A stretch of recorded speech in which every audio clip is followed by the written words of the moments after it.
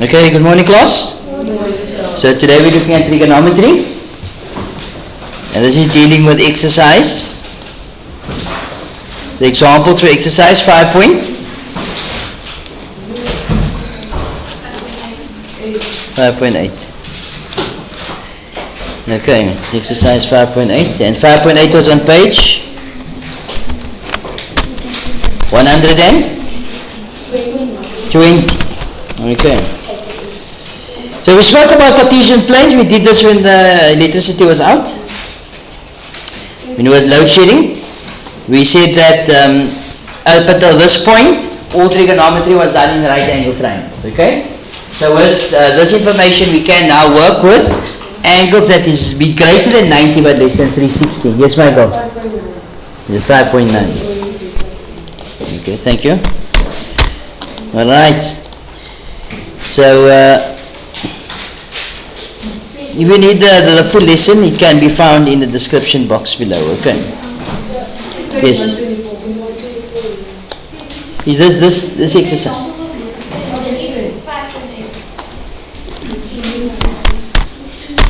Alright, so this is the examples of yesterday for exercise 5.8, because it was load shedding. You have to listen. I just mentioned that already.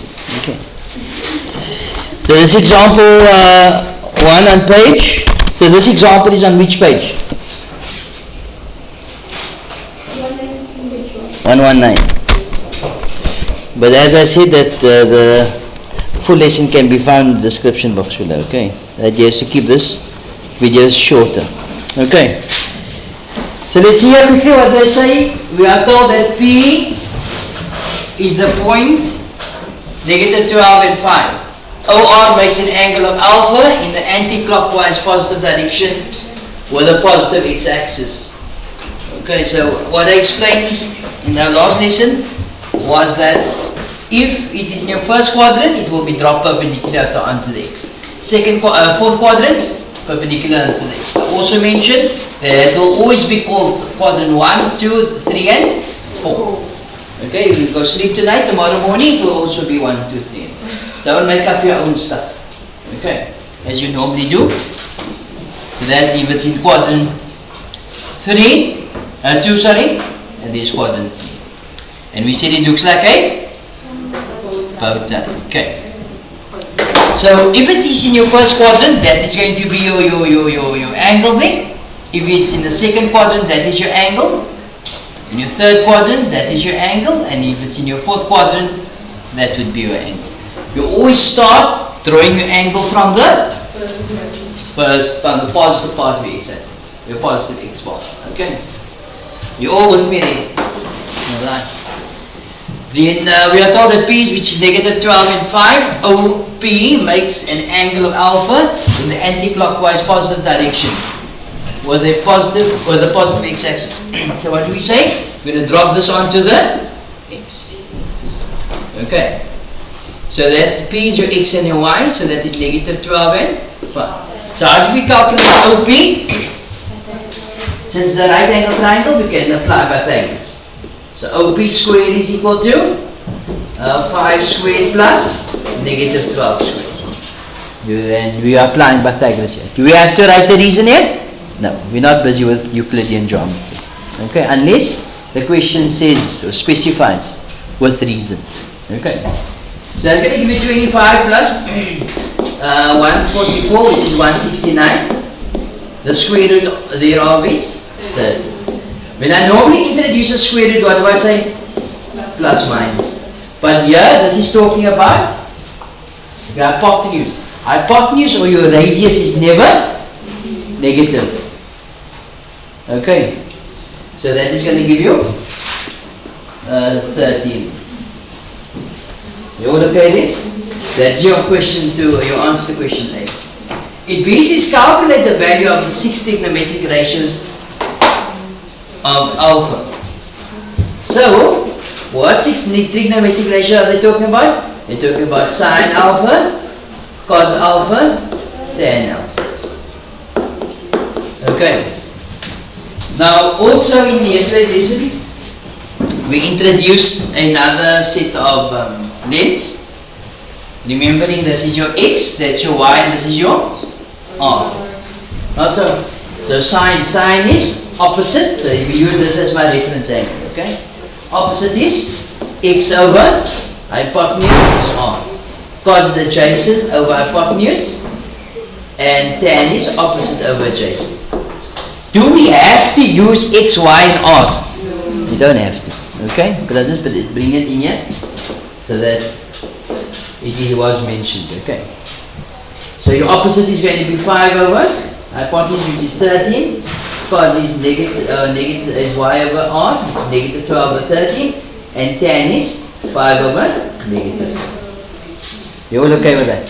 So we got sine, cos, tan. On the other hand, we got cot, sec, and cosec in that order from the bottom up. Okay.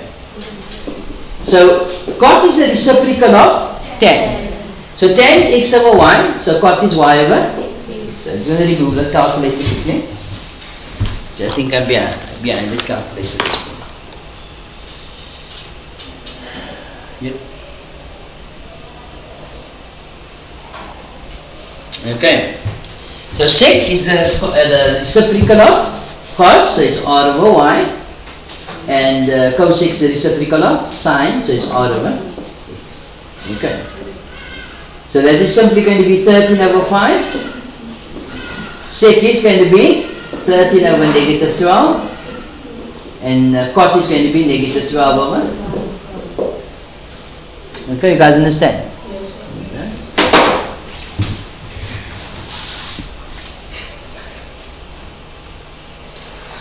So now we're looking at example 2, and example 2 is on which page?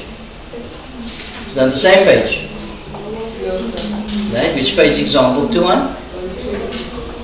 120.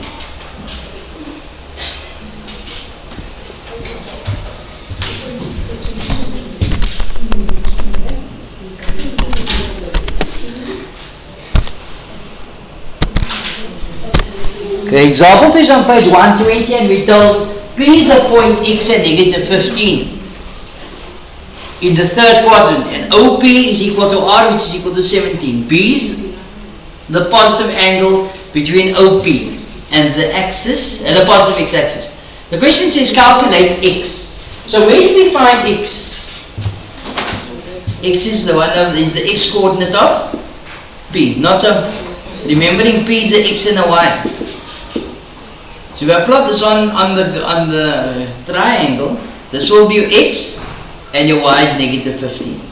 Remember that your radius or your r value will never be negative. Always be positive. Okay.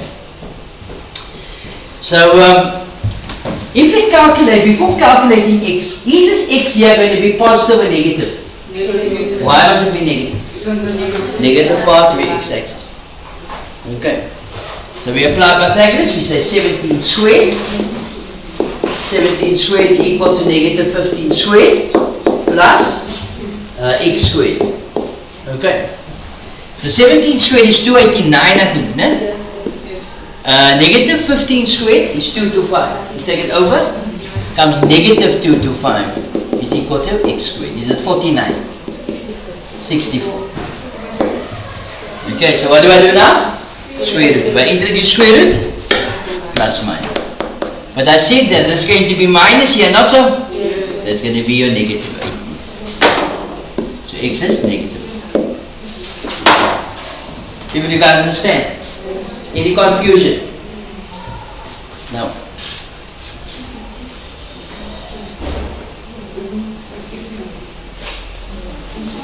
Right. Let's look at B. B asks you to work out cot of beta plus cosec of beta. But cot is the reciprocal of tan. And tan is opposite over adjacent. Otherwise, of apples. So it's adjacent over opposite. Plus cosec is the reciprocal of sine. Sine is opposite of hypotenuse. So this is going to be hypotenuse over opposite. Okay, so it's going to be. Now this is going to be my reference angle now. So the adjacent, of course, is negative 8. Opposite is negative 15 plus Hypotenuse is 17 over opposite, which is negative 50. And that gave us an answer of negative 3 over 5. Is that correct? Yes. Yes, okay.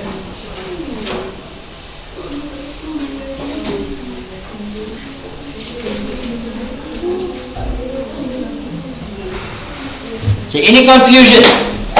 No. Okay, with that we'll stop the video at this point. Also what I mentioned yesterday was, if you got negative half, it's the same as saying negative 1 over 2, it's the same as saying 1 over negative 2. All the same. Okay. So with that you should be able to do exercise 5.8 on page 120.